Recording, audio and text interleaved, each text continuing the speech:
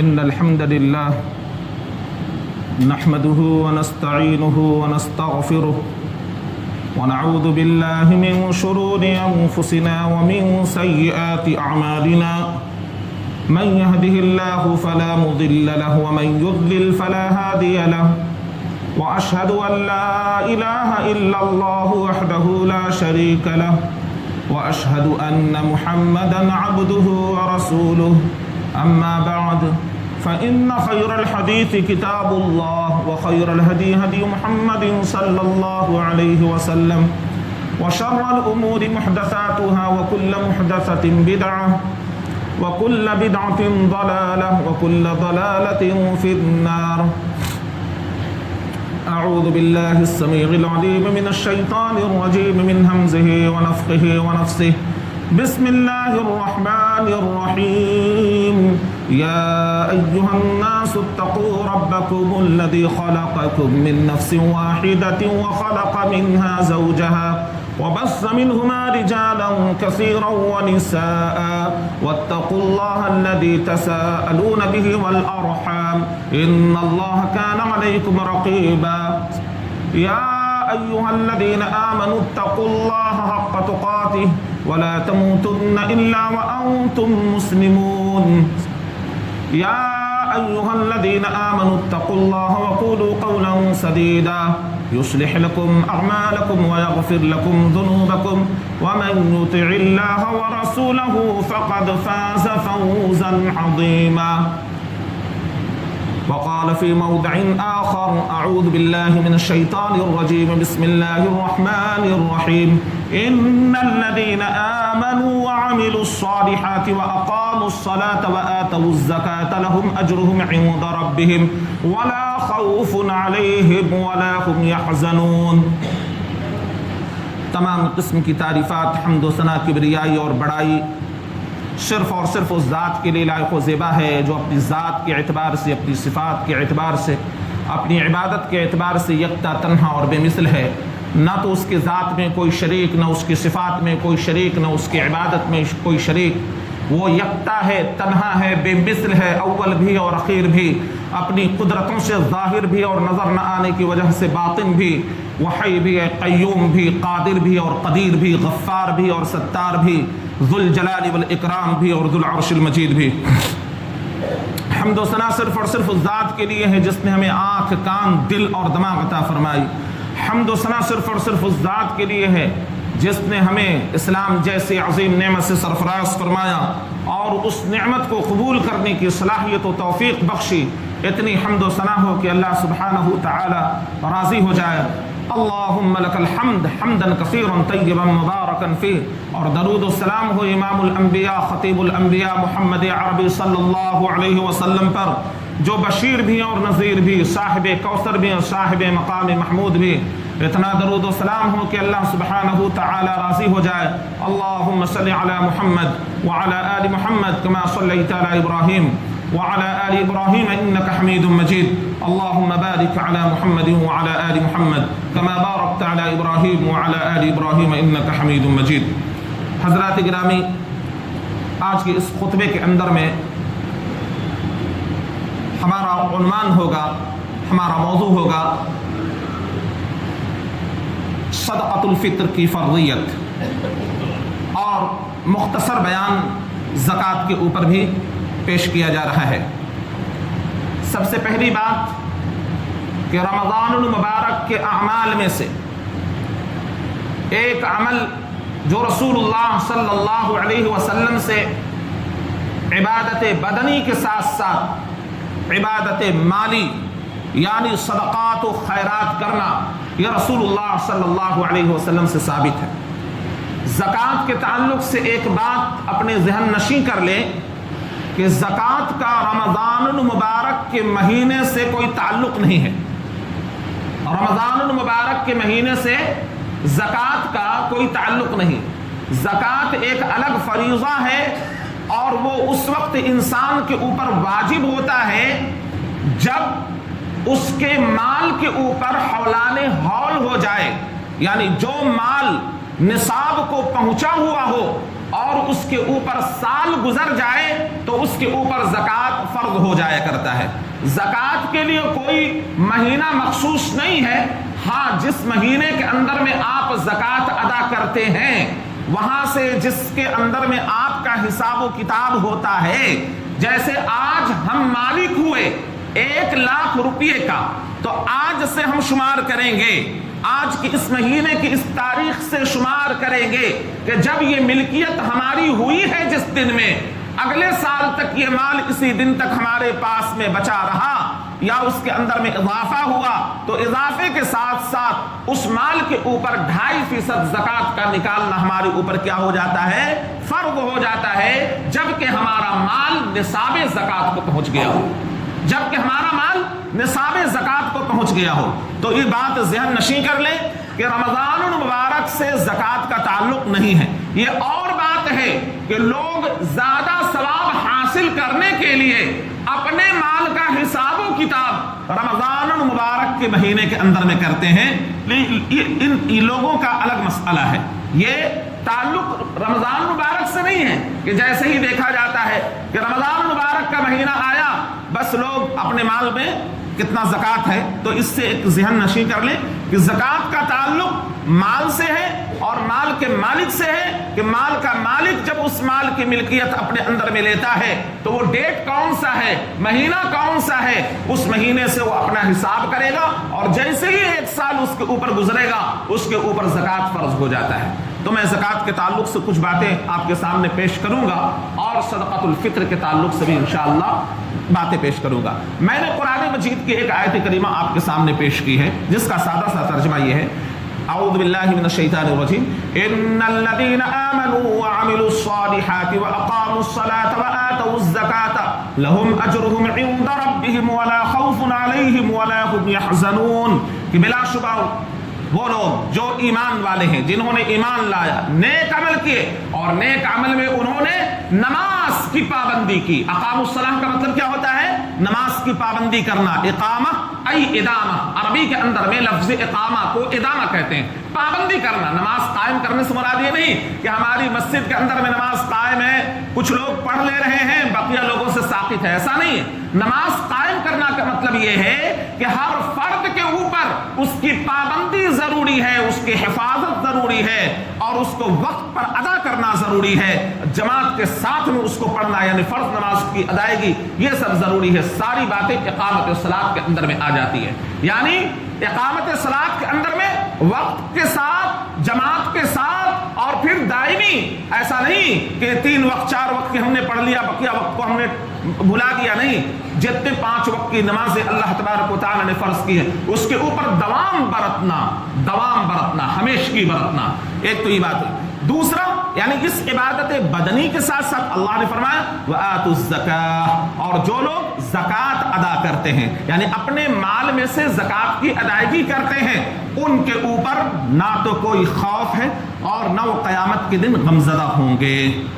تو اب یہ سمجھیں کہ ہمارے معاشرے کے اندر میں بہت سارے ایسے افراد ہیں جو مفلس ہیں، مسکین ہیں، فقیر ہیں، جن کے پاس میں مال نہیں ہے۔ بہت سارے ایسے افراد ہیں جو اللہ نے جن کو نوازا ہے، مال و دولت سے بہت نوازا ہے، اتنا نوازا ہے کہ مال رکھنے کی جگہ نہیں ہے ان کے پاس میں، جگہ نہیں ہے۔ تو ایسے افراد کو بیلنس میں لانے کے لیے، فقراء اور مساکین کی امداد کے لیے، ان لوگوں کے لیے جو معاشرے کے اندر میں گھسے پٹے افراد ہیں، ان کی آسانی کے لیے اور ان کے گزارے کے لیے جو اللہ تبارک و تعالی نے یہ فریضہ رکھا ہے، جس کے اندر میں مسکینوں کی کفالت کی جاتی ہے، عمرہ حضرات سے زکوٰۃ کو لیا جاتا ہے اور فقراء کے اوپر خرچ کیا جاتا ہے۔ معاذ بن جبل رضی اللہ تعالی عنہ کو اللہ کے نبی صلی اللہ علیہ وسلم یمن کی طرف بھیج رہے ہیں، اور اللہ کے نبی صلی اللہ علیہ وسلم نے فرمایا کہ اے معاذ، تم اہل کتاب کی جانب جا رہے ہو، انہیں سب سے پہلے اللہ کی وحدانیت کی دعوت دینا۔ جب فَإِذَا عَرَفُوا ذَلِكَ، جب وہ اس کو خوب اچھی طرح سمجھ جائیں تو انہیں بتانا کہ اللہ تبارک و تعالی نے دن اور رات میں تمہارے اوپر نماز کو، 5 وقت کی نماز کو فرض کیا ہے۔ جب وہ اس کی ادائیگی کرنے لگے، نماز کو سیکھ لیں، جان لیں، تو انہیں بتانا کہ اللہ تبارک و تعالی نے تمہارے اوپر، تمہارے مال میں سے تمہارے اوپر صدقے کو فرض فرض کیا ہے کہ تم ان کے اغنیا سے مال کو لو اور ان کے فقراء کے اوپر خرچ کرو. تو خذو من الاغنیاء، ان کے اغنیا سے مال کو لیا جائے گا، وترد علی فقرائہم، اور ان کے فقراء کے اوپر خرچ کیا جائے گا، ان کو دیا جائے گا. تو اغنیا سے مال کا لینا ایک حساب کے مطابق اور ان کو فقراء اور مساکین کے اوپر خرچ کرنا، یہ زکوٰۃ کا اصل مقصد ہے، تاکہ معاشرے کے اندر میں لوگ مفلسی سے، بیچارگی سے، بھوک مری سے محفوظ رہیں، نسل انسانی محفوظ رہے. گویا زکوٰۃ کے اندر میں بڑی حکمتیں اور بڑی اس کے اندر میں وسعتیں رکھی گئی ہیں، ہر انسان سکون کا سانس لے سکے اس زکوٰۃ کے اندر میں. زکوٰۃ کن اموال کے اوپر ہے اور زکوٰۃ کی ادائیگی ہمارے اوپر کیسے؟ بہت سارے لوگ کہتے ہیں کہ بھائی زکوٰۃ ہمارے اوپر کیسے فرض ہوگا، ہمیں بتائیے. تو سیدھا سا حساب جس کے ہم مالک ہیں آج، بہت سارے لوگوں کے پاس میں سونا ہوتا ہے، بہت سارے لوگوں کے پاس میں کچھ چاندی وغیرہ ہوتے ہیں، اور بہت سارے لوگوں کے پاس میں سونا چاندی تو نہیں، غلہ ہوتا ہے، ان کے پاس میں کھیتی کی پیداوار ہے. تو کھیتی کا پیداوار ہے تو اس میں کیا ہے، بہت سارے لوگوں کے پاس میں مویشی ہوتا ہے. تو مویشی کے تو مالک بہت کم لوگ رہ گئے، خال کچھ لوگ رہ گئے ہیں، لیکن ان کے اندر میں بھی زکوٰۃ ہے. اب الغرض کہ ہر وہ مال جو مال نامی ہے، چاہے وہ دکان کی شکل میں ہو، مال تجارت ہو، مال نامی کہتے ہیں اس مال کو جس مال سے آپ نفع کماتے ہو، جس مال سے آپ کو فائدہ ہوتا ہو، جس مال سے آپ کمائی کرتے ہیں، تو اس مال کو مال نامی کہتے ہیں. تو ہر مال نامی کے اوپر زکوٰۃ ہے جب کہ وہ نصاب کو پہنچ گیا ہو، جب کو وہ نصاب کو پہنچ گیا ہو. مثلا 7.5 تولہ سونا اگر اس کے مالک آپ ہیں تو جمہور کے مطابق کوئی فرق نہیں کیا جائے گا اس کے اندر کہ وہ سونا زیورات. بہت سارے لوگوں نے یہ کہا ہے کہ زیورات جو استعمال شدہ جو زیورات ہیں ان کے اوپر زکوٰۃ نہیں ہے، لیکن حقیقی معنوں میں رسول اللہ صلی اللہ علیہ وسلم کی احادیث سے ہمیں یہ پتہ لگتا ہے کہ ان کے اوپر بھی زکوٰۃ ہے. جیسا کہ اللہ کے نبی صلی اللہ علیہ وسلم کے پاس میں ایک خاتون آئی اور آپ صلی اللہ علیہ وسلم نے ان کے زیور کو دیکھ کر انہوں نے کہا کہ کیا تو نے اس کی زکوٰۃ ادا کی ہے؟ تو پتہ یہ چلا کہ پہننے والے زیورات کے اوپر میں بھی زکوٰۃ رسول اللہ صلی اللہ علیہ وسلم نے نکالنے کا حکم دیا ہے. تو بہرحال سونا چاہے آپ کے پاس میں موجود ہو، رکھا ہو، زیورات کی شکل میں ہو، ڈلے کی شکل میں ہو، بسکٹ کی شکل میں ہو، کسی بھی شکل میں ہو، سونے کے مالک ہیں. اور وہ سونا 7.5 تولہ موجودہ وزن کے مطابق 85 گرام، موجودہ وزن کے مطابق 85 گرام سونے کے اگر آپ مالک ہیں تو اس میں سے 2.5% زکوٰۃ کا نکالنا آپ کے اوپر ضروری ہے ہر سال. یعنی جب اس کے اوپر ایک سال کی آپ نے زکوٰۃ ادا کر دی، پھر اس کے مالک ہیں، پھر اگلا سال آ گیا تو پھر اگلے سال آپ اس کو نکالیں گے، اور جس مہینے کے اندر میں آپ حساب کتاب کرتے ہیں اسی مہینے میں آپ کے اوپر وہ زکوٰۃ فرض ہوتا ہے اور وہاں سے آپ حساب کتاب کریں گے. تو سونے کا نصاب ہو گیا. چاندی کا نصاب 52.5 تولہ چاندی، 52.5 تولہ چاندی موجودہ وزن کے مطابق 595 گرام، اور بعضوں نے کہا کہ 600 گرام تک، لیکن 595 گرام یعنی آپ کے پاس میں چاندی ہو تو اس کے اوپر 2.5% زکوٰۃ نکالنا آپ کے اوپر فرض ہو جاتا ہے. کب؟ جب کہ اس کے اوپر سال گزر جائے. سونے کے اوپر بھی سال گزرنا شرط ہے، چاندی کے اوپر بھی سال گزرنا شرط ہے. 2.5% اس کے اندر میں آپ کو نکالنا ہوگا. تو اب رہی بات تیسری چیز جو کرنسی ہے، پیسے کی شکل میں، نوٹ کی شکل میں، سکوں کی شکل میں، ریال کی شکل میں، جو بھی آپ کے پاس میں کرنسی موجود ہے اس میں زکوٰۃ نکالنا آپ کے اوپر جو ہے کب فرض ہو جاتا ہے؟ جب اس کی مقدار چاندی کے بقدر، یعنی کھا پی کر آپ کے پاس میں اتنا پیسہ سال میں بچ جاتا ہے کہ اس کی مقدار یعنی اگر لیا جائے تو 52.5 تولہ چاندی کے بقدر پیسہ پہنچ جائے جو کھانے پینے اور آپ کی ضروریات زندگی سے زیادہ ہو. جمہور علماء، کبار علماء اسی طرف گئے ہیں، الا ماشاءاللہ. یکا دکا اسلام کے اندر میں اس کی کوئی حیثیت نہیں ہوتی. جو انسان تفرد کا قائل ہے اس کی کوئی حیثیت نہیں ہوتی ہے. جمہور علماء کا بیان ہوتا ہے. تفرد میں کوئی آگے کہا دے کہ بھائی چاندی کا نصاب ختم ہو گیا، تو چاندی کا نصاب قیامت تک ختم ہونے والا نہیں، اس لیے کہ جمہور علماء اس بات پر ہیں اور رسول اللہ صلی اللہ علیہ وسلم نے اس کو منتخب کیا ہے، اگر اس میں سے 2.5 روپیہ بھی نکلے گا تو نکلے گا، اور اس نصاب کو ہمارے نبی محمد رسول اللہ صلی اللہ علیہ وسلم نے متعین کیا ہے۔ تو بہرحال کرنسی آپ کے پاس میں موجود ہے، اور اگر قید یہ لگا دیں آپ، جیسا کہ بعض حضرات نے کہا کہ قید اگر لگا دیں کہ آپ کے پاس میں 7.5 تولہ سونا کے برابر کرنسی ہو تب ہی زکوٰۃ آپ کے اوپر فرض ہے، تو میں پوچھتا ہوں کہ کتنے لوگ اس کے مالک ہوں گے؟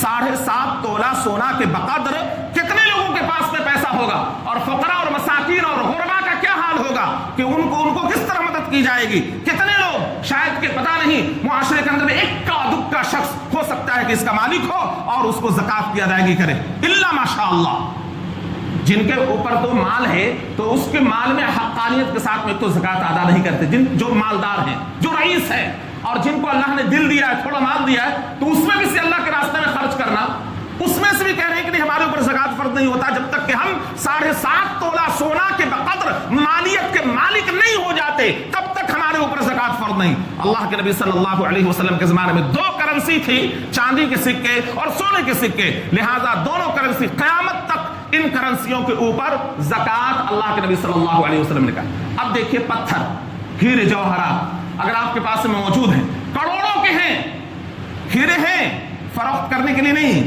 تجارتی سامان نہیں، بلکہ آپ اس کے مالک ہیں، لیکن اس کے اوپر کوئی زکوٰۃ نہیں، اس کے اوپر کوئی زکوٰۃ نہیں۔ پتھر کتنا قیمتی ہو جائے لیکن اس کے اوپر کوئی زکوٰۃ نہیں ہے، لیکن اگر آپ چاندی کی شکل میں، سونے کی شکل میں، چل جائے کہ اس سے کتنا ہی کم کیوں نہ ہو لیکن اس کے اوپر زکوٰۃ فرض ہے۔ تو یہ دین کے اندر میں دماغ لگانے کی ضرورت نہیں ہے، جو حکم ہوا ہے رسول اللہ صلی اللہ علیہ وسلم کا اور جو اللہ کا حکم ہے اسی کے مطابق کام چلتا ہے، یہاں آپ کے قیاس سے نہیں۔ حضرت علی رضی اللہ تعالیٰ عنہ نے کہا تھا کہ اگر دین کا مدار دماغی صلاحیت پر ہوتا تو میں موزے کے نیچے مسح کرنے کا حکم دیتا، یہاں اس کا دخل نہیں ہے، شریعت نے جو کہا ہے اسی کے مطابق کرنا ہوگا کہ مسح کر موزے کے اوپر جب مسح کیا جاتا ہے، خف کے اوپر مسح کیا جاتا ہے تو اوپری سطح کو مسح کیا جاتا ہے، جیسے ہمارے نبی نے بتایا ہے ہم کو ویسے ہی کرنا ہے۔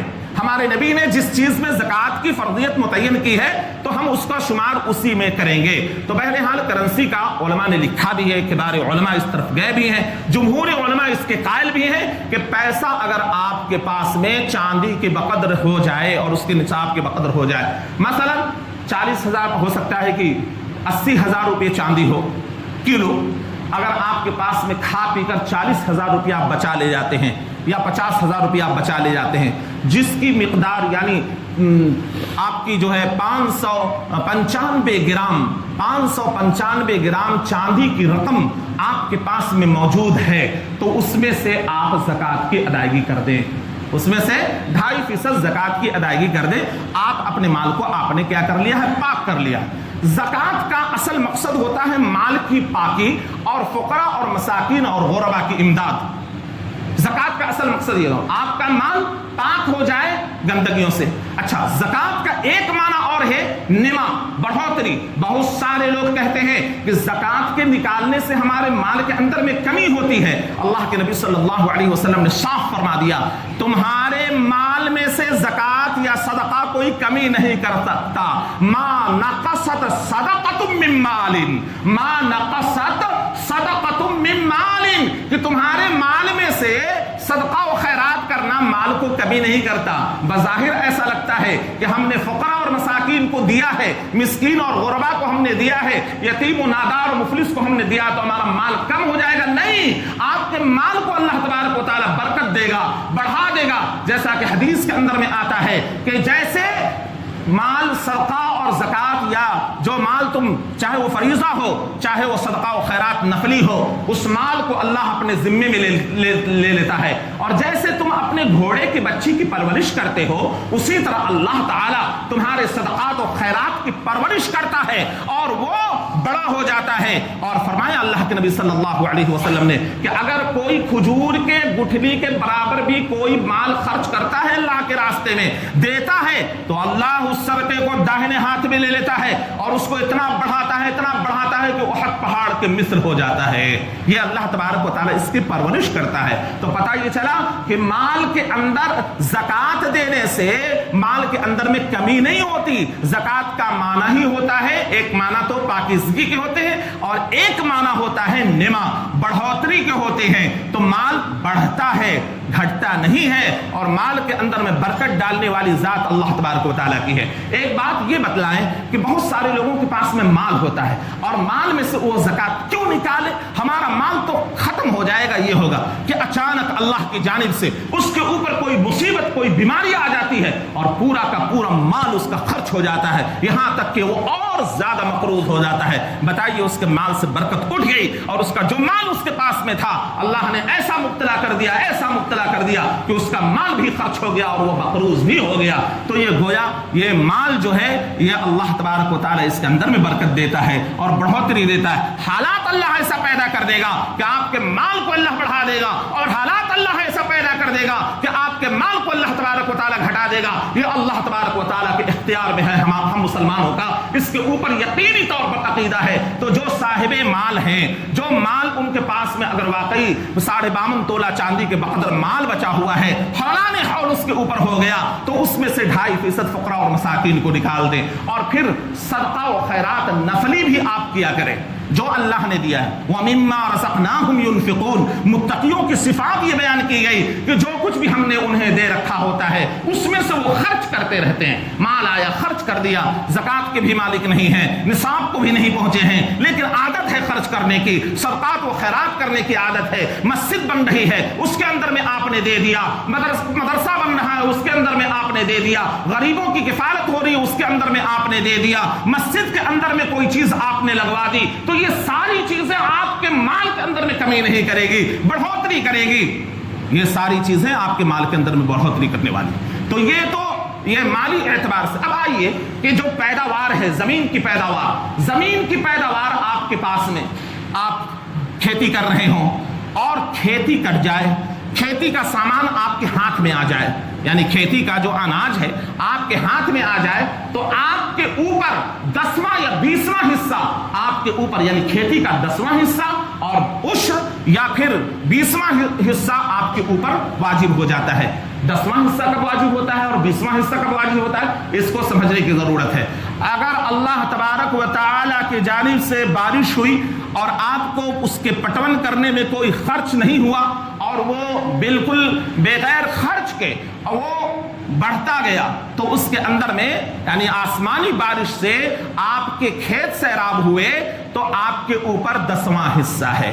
हाँ, अगर आपने खुद पटाया है, खुद उसके अंदर में खर्च किया है, बड़ी मेहनतें की हैं, तो उसमें आपको सिर्फ 20वां हिस्सा है। माल के अंदर में सिर्फ 20वां हिस्सा आप ज़कात निकालेंगे। लेकिन अगर आसमानी बारिश से हो रही हो तो फिर आपके ऊपर 10वां हिस्सा है पैदावार। और पैदावार के ऊपर साल का गुजरना नहीं है। जमीनी पैदावार कट के आया, साल में हो सकता है 2 मरतबा भी हो जाए, गेहूं की शक्ल में, चावल की शक्ल में जो अनाज होता है उसके अंदर में 20वां हिस्सा। अब मवेशियों के अंदर में एक लंबा हिसाब किताब है। मवेशी के अंदर में किस तरीके से है, कितनी बकरियां होंगी तो क्या उनके ऊपर फर्ज होगा, कितने गाय होंगे तो उनके ऊपर क्या होगा, कितने ऊंट होंगे तो क्या होगा, एक पूरी तफसील है जिसको समझा जा सकता है बैठकर। तो जो मवेशी के मालिक होंगे, उमूमी तौर पर तो अभी हमारे यहाँ तो इस तरह का है नहीं मामला, और उनके ऊपर हौलाना हौल, कुछ लोग होते हैं जो बकरी पालन वगैरह का काम करते हैं, तो उनको इस मसले को दरियाफ्त कर लेना चाहिए कि हमारे ऊपर क्या। लेकिन उनके ऊपर भी जो वो तिजारत के गर्ज से रखे हुए हैं और उनके पास में 40 बकरियां के हो गई है, तो उनके ऊपर उसके अंदर में भी जो मिकदार है उस मिकदार से उनके ऊपर फर्ज होगा। और उसके कई निसाब आते हैं, कई निसाब की 40 होगा तो कितना होगा, फिर उसके ऊपर होगा तो कितना होगा, फिर उसके ऊपर होगा तो कितना होगा।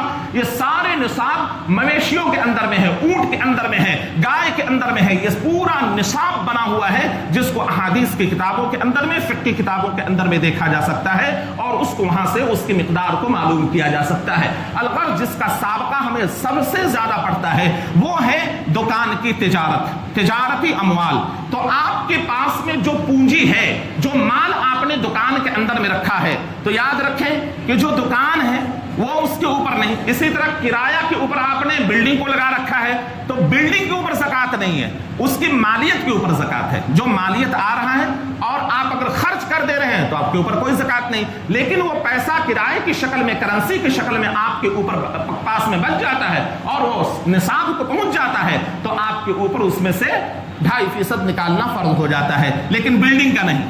कोई कहे कि नहीं बिल्डिंग का देना होगा, नहीं, बिल्डिंग का नहीं देना आपको। इसी तरह दुकान का नहीं, दुकान के अंदर में जो मालियत है वो पूंजी की शक्ल में है, कुछ कैश की शक्ल में है, कुछ बाजार के अंदर में आपके पैसे हैं, फिर आप मकरूज भी हैं, तो इसमें माइनस प्लस करना होगा। आपको देखना होगा कि माल के अंदर में हम कितना हमारा बकाया है, कितना हमारा मार्केट के अंदर में पैसे हमारे हैं, तो कितने और कितना महाजन को देना है, सबको माइनस प्लस करके जो हिस्सा आपके पास में पूंजी की शक्ल में और पैसे की शक्ल में जो बचता है उसके ऊपर देखना है कि हौलाने हौल हुआ है कि नहीं, यानी साल गुजरा है कि नहीं। अब साल का हिसाब आप रखते हो दुकान का, जाहिर बात है कि जो ज़कात निकालने वाले होते हैं ना तो वो अपने पूरे दुकान का हिसाब किताब रखते हैं और वो हम कितने के मालिक थे, मसलन हम 10 लाख के मालिक थे तो 10 लाख का वो पूरा हिसाब किताब रखता है। 10 लाख में हो सकता है कि वो उधार भी हो 5 लाख, तो 5 लाख उधार में चला गया, 5 उधर 2.5 लाख चला गया, कुछ पैसे बचे जो उनके मालियत की शक्ल में जो दुकान में माल रखा हुआ है कि माल की शक्ल में और कुछ करेंसी की शक्ल में, तो सब मिला जुलाकर आपको हिसाब करना होगा। उसमें जितना कर्ज है उसको माइनस करना होगा और जो आने वाला है उसको प्लस करना होगा। मार्केट में आपके पैसे हैं लेकिन आपको आने वाले हैं तो वो सब माइनस प्लस करके आपको उसकी ज़कात अदा करनी होगी। ये माल तिजारत का बड़ा मसला है, इसको भी उलमा से दरियाफ्त करके खूब अच्छी तरह समझ लेने की जरूरत है कि हम इसके अंदर में किस तरह ज़कात निकालें। बहुत सारे लोग दुकान खोले हुए हैं लेकिन वो समझते हैं कि नहीं हमारे ऊपर ज़कात नहीं है। नहीं, माल जो है दुकान के अंदर में जिससे आप नफा कमा रहे हैं वो माल नामी है, उसके ऊपर ज़कात है। आप सालाना अपने दुकान का हिसाब करके माइनस प्लस करके आपका जो बचता है उसमें से ज़कात है। देखिए अल्लाह तबारक व तआला ने हमारे ऊपर ये बार नहीं रखा है, जो खा पीकर बचा ले जाते उसमें है। कितना आसान है, लेकिन उसके बावजूद भी इंसान इतना तंग दिल हुआ है कि इसमें भी वो कटौती करता है, नहीं निकालना, माल खत्म हो जाएगा वगैरह वगैरह। क्यों हिसाब करें, जाने दें। कोई तो गफलत से छोड़ देते, कोई जरूरी थोड़ी है, दिल को मनाते हैं, तो ऐसा दिल को मनाने से कोई फर्क पड़ने वाला नहीं है। ये अल्लाह अगर माल दिया है तो अल्लाह माल लेना भी जानता है, अल्लाह माल दिया है तो अल्लाह बरकत उठाना भी जानता है। अल्लाह ही की जानिब से माल के अंदर में, दुकानों के अंदर में, कारोबार के अंदर में, तिजारत के अंदर में बरकत डाली जाती है और अल्लाह तबारक व तआला बरकत उठा लेता है। तो बरकत कब डाली जाएगी? जब आप माल को अच्छी तरीके से आप खर्च करेंगे तो माल के अंदर में बरकत डाल दी जाएगी। और माल को अगर आपने सैत कर जमा कर लिया और उसको कंस बना लिया तो आप वो माल दुनिया से भी गई और आखिरत के एतबार से भी आप यौम युहमा अलैहा फी नार जहन्नम फतुक्वा बिहा जिबाहुहुम व जुनूबुहुम व ज़ुहूरुहुम हाज़ा मा कनज़्तुम लिअन्फुसिकुम फज़ूक़ू मा कुंतुम तकनिज़ून के मिस्ताक बन जाएंगे। क्यों ही माल को जहन्नम की आग के अंदर में तपाया जाएगा और उसके तख्तियां बनाई जाएंगी और पेशानियों को, पहलुओं को और पीठों को उसी माल से दागा जाएगा जो माल दुनिया के अंदर में आपने जमा कर रखा था और उसकी ज़कात आपने नहीं दी थी।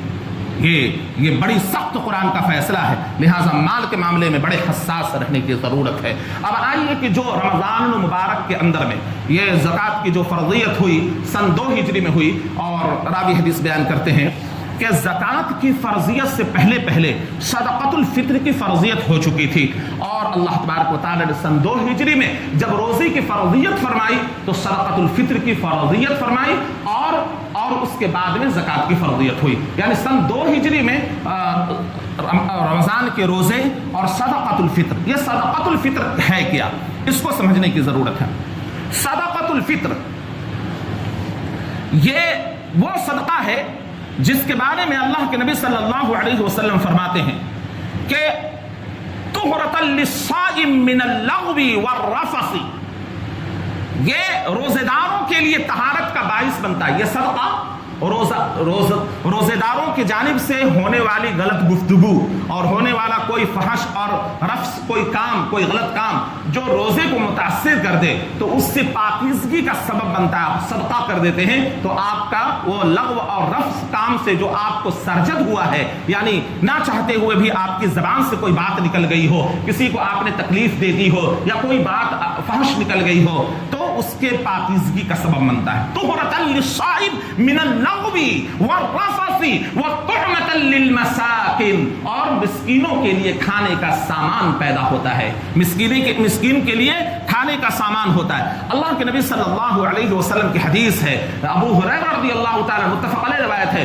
اللہ کے نبی صلی اللہ علیہ وسلم فرماتے ہیں کہ فرض رسول اللہ صلی اللہ علیہ وسلم زکاة الفطر صاعا من تمر وصاعا من شعیر علی العبد والحر والذکر والانثى والصغیر والکبیر.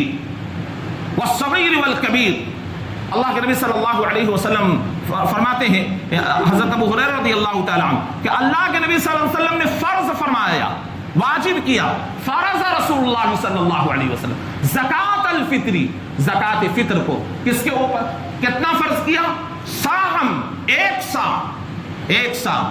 جب فرض کیا اللہ کے نبی نے ایک سا, آپ آدھا سا نہیں کر سکتے, چونکہ یہ فریضہ رسول اللہ صلی اللہ علیہ وسلم کا ہے. ایک سا, اور میں بتاؤں گا ایک سا کی مقدار کیا ہوتی ہے. تو اللہ کے نبی صلی اللہ علیہ وسلم نے جو فرض کیا وہ ایک سا ہے, ساہم من تمر, کھجور کا ایک سا, اور شعیر, جو کا ایک سا, اور دوسری اور روایت کو اندر میں ہے او صاع من شعیر او صاع من اقط او صاع من زبیب, اور بھی الفاظ ہیں, اور بھی اجناس کے نام لیے گئے ہیں, کشمش کے نام لیے گئے, اقط کے نام لیے گئے, پنیر کے نام لیے گئے. یہ سارے اجناس جو ہیں, جو غلے ہیں, ان میں سے ایک سا فرض ہے. اللہ کے نبی صلی اللہ علیہ وسلم ایک سا فرض فرمایا. اور ایک بات میں بتاتا چلوں کہ رسول اللہ صلی اللہ علیہ وسلم کے فرض کردہ جو چیز ہیں, قیامت تک, یعنی آپ کی زندگی میں اگر وہ منسوخ ہو گیا ہو تو منسوخ مانا جائے گا, ورنہ آپ کی زندگی تک وہ منسوخ نہیں ہے تو قیامت تک وہی فرض رہے گا, اس کو کوئی منسوخ نہیں کر سکتا. اور امیر معاویہ رضی اللہ تعالی عنہ نے اپنی تقریر میں صرف ایک بات کہی کہ ہم رسول اللہ صلی اللہ علیہ وسلم کے حکم سے ہٹ گئے. عدولی کی کیا بات کہی تھی؟ بات صرف اتنی تھی کہ گیہوں اس زمانے کے اندر میں بڑا قیمتی تھا, باہر سے آتا تھا, مدینے کے اندر میں پیداوار نہیں. تو امیر معاویہ رضی اللہ تعالیٰ عنہ نے صرف ایک بات کہی, اور وہ بات صرف اتنی ہی تھی, صرف اتنی بات تھی کہ میں سمجھتا ہوں ایک سا کھجور کے بقدر آدھا سا گیہوں کو, یعنی آدھا سا گیہوں ایک سا کھجور کے بقدر ہوتا, مطلب میں اس کو معادل اس کا قرار دیتا ہوں. یعنی اتنا مہنگا کھجور, اتنا سستا اس زمانے کے اندر میں. آج کھجور کا ایک سا کتنا ہو جائے گا؟ گیہوں کی ایک سا اگر کوئی کھجور نکالے جس کا وزن ہوتا ہے مدنی سا کے حساب سے, میں بتا رہا ہوں, مدینے کے سا کے حساب سے اور آج کے پیمانے کے حساب سے 2 kg 800 گرام نیٹ ہوتا ہے. مدینے کا جو سا ہے, جو محمد رسول اللہ صلی اللہ علیہ وسلم جو سامن چلا رہا ہے, کئی لوگوں کے پاس میں الحمدللہ سندیں بھی موجود ہیں اس کی, فلاں کی جانب سے آیا ہوا, اور علماء عرب اس کا اہتمام کیا کرتے ہیں. کبار علماء جب پڑھاتے ہیں طلباء کو تو باضابطہ سا کی سند دیتے ہیں کہ یہ سا رسول اللہ صلی اللہ علیہ وسلم کے زمانے کا ہے, اور اس کے اندر میں جو سا ہے, جو نپنا ہے رسول اللہ صلی اللہ علیہ وسلم, آج کے وزن کے حساب سے جو وزن بیٹھایا گیا ہے وہ 2 kg 800 گرام ایک سا پڑتا ہے. 2 kg 800 گرام. آپ گیہوں کھاتے ہیں, گیہوں کا دیجیے, آٹا دینا ہے آپ اتنا دیجیے, آپ چاول دینا ہے آپ کو اتنا دینا ہے, آپ کو کشمش دینا ہے اتنا دینا ہے, آپ کو بادام دینا ہے آپ کو اتنا دینا ہے, آپ کو اور کچھ بھی اجناس میں سے دینا ہے, جو اجناس رسول اللہ صلی اللہ علیہ وسلم کے زمانے یا جو غلے کی شکل میں جو کچھ بھی بنتا ہے وہ آپ کو اتنا دینا ہے. تو ایک سا آپ کو دینا ہے. تو ایک سا ہم لوگ کیا کھاتے ہیں؟ چاول کھاتے ہیں, چاول کا ایک سا. یہ گیہوں کھاتے ہیں, گیہوں کا ایک سا. تو ایک سا کی اب مقدار 2 kg 800 گرام ہے. تو اس مقدار کے حساب سے, اور دینا کیا ہے؟ اناج دینا ہے. اللہ کے نبی صلی اللہ علیہ وسلم کے زمانے میں درہم و دنانیر ہوا کرتے تھے. میں کوئی حرمت کا فتویٰ نہیں دے رہا ہوں, میں صرف یہ بتا رہا ہوں کہ رسول اللہ صلی اللہ علیہ وسلم کے زمانے کے اندر میں پیسے موجود تھے, درہم و دنانیر موجود تھے, لیکن اللہ کے نبی صلی اللہ علیہ وسلم نے درہم و دنانیر میں سے زکات الفطر ادا نہیں کیا. صدقۃ الفطر جس کو ہم کہتے ہیں اس کو ادا نہیں کیا، بلکہ اناج کی شکل میں اللہ کے نبی صلی اللہ علیہ وسلم نے دیا۔ تو میں یہ کہوں گا کہ اناج کی شکل ہی میں تمام علماء اس بات پر متفق ہیں، کبار علماء عرب بھی اس بات پر متفق ہیں کہ اناج کی شکل میں لوگوں کو پہنچایا جائے، غلے کی شکل میں لوگوں کو دیا جائے۔ اگر آپ کے پاس میں گیہوں آٹا پسا کر اگر ایک ساتھ دینا چاہتے ہیں جس کا وزن 2 kg 800 گرام ہوتا ہے، اور علی العبد والانثى علی الحر والعبد والانثى والصغیر والکبیر، ہر ایک کے اوپر فرض ہے، غلام ہے تو اس کے اوپر بھی، اور اگر وہ آزاد ہے تو اس کے اوپر بھی۔ اب کہیں گے کہ بھائی ایک بات اور کیلنڈروں کے اندر میں لکھی ہوتی، بہت جہالت والی بات ہے، اس کو آپ سمجھ لیں۔ کیلنڈروں کے اندر میں لکھی ہوتی کہ صدقۃ الفطر انہی کے اوپر واجب ہے جن کے اوپر زکوٰۃ واجب ہے۔ اب یہ بات کہاں سے آ گئی بھائی؟ اس میں صاحب نصاب کا ہونا، زکوٰۃ والا نصاب کا ہونا، ہر صاحب نصاب کے اوپر جو زکوٰۃ کا مالک ہے اس کے اوپر صدقۃ الفطر کو آفر۔ کتنے لوگ صدقۃ الفطر نکالیں گے؟ ہر آدمی تو زکوٰۃ، اللہ کے نبی صلی اللہ علیہ وسلم کہتے ہیں کہ عبد کے اوپر، جبکہ عبد کے اوپر زکوٰۃ نہیں ہے، آزاد کے اوپر زکوٰۃ ہے، لیکن عبد کے اوپر زکوٰۃ نہیں ہے۔ اور یہاں کیا ہے؟ عبد کے اوپر بھی ہے، غلام بھی نکالے گا، اور غلام آقا نکال لے، غلام کے پاس میں اپنا پیسہ تو خود نکال دے، یا اس کے پاس غلہ تو نکال دے، نہیں تو اس کا آقا ذمہ دار ہے، آقا نکالے گا۔ بچہ ہے تو اس کے گارجین نکالیں گے۔ ایک دن کا بھی بچہ اگر پیدا ہو رہا ہے، چاند رات سے پہلے اگر پیدا ہوا ہے، تو اس بچے کا بھی صدقۃ الفطر ادا کرنا ہوگا، اس بچے کا بھی۔ اور کب ادا کرنا ہے؟ نماز سے پہلے، نماز کی طرف نکلنے سے پہلے اس کی ادائیگی ہو جانی چاہیے۔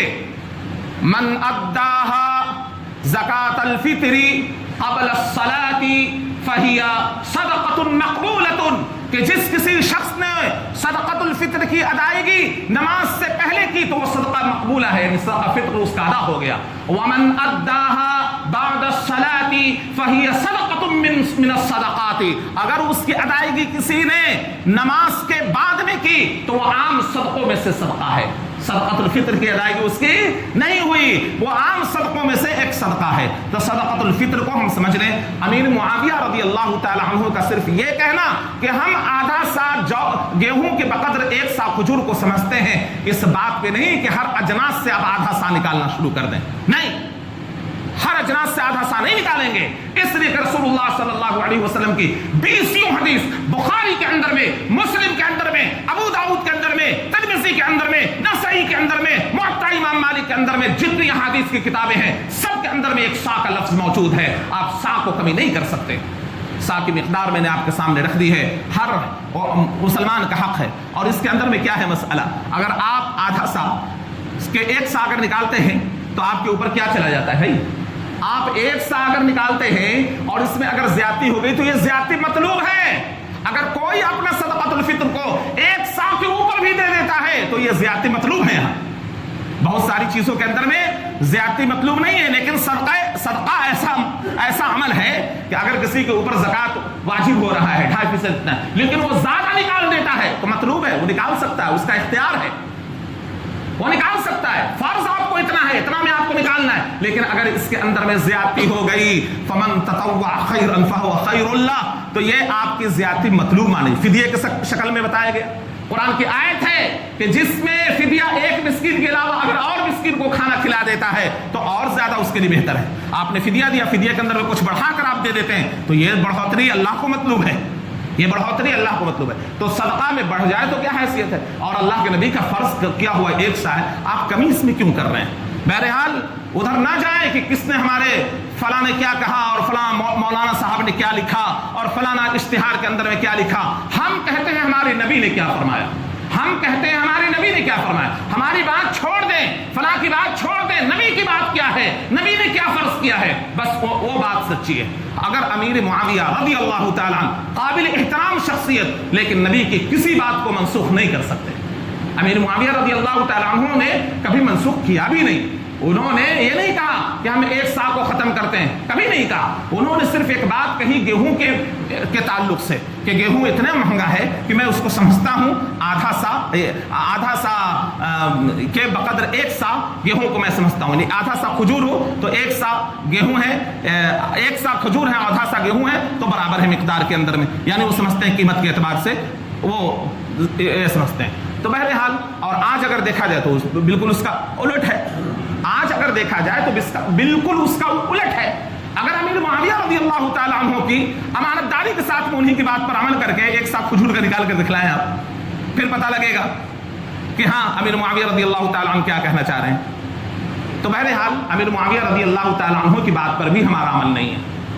ٹھیک ہے, تو یہ بات سمجھ لینے کی ضرورت ہے. اب آئیے کہ یہ زکوٰۃ کن کو دیا جائے گا.